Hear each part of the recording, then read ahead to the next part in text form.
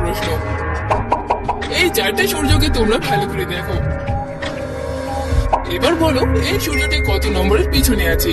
যদি তোমরা উত্তরটা বলতে পারো তাহলে ফটাফট কমেন্টে লিখে দাও।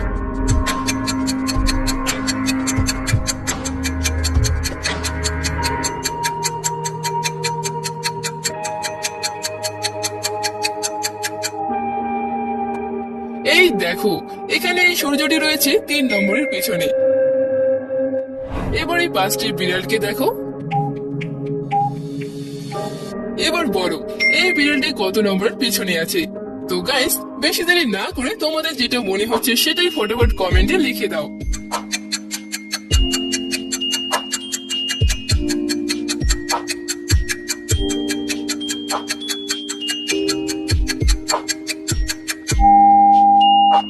এই দেখো, এখানে এই ছবিটি রয়েছে 2 নম্বরের পিছনে।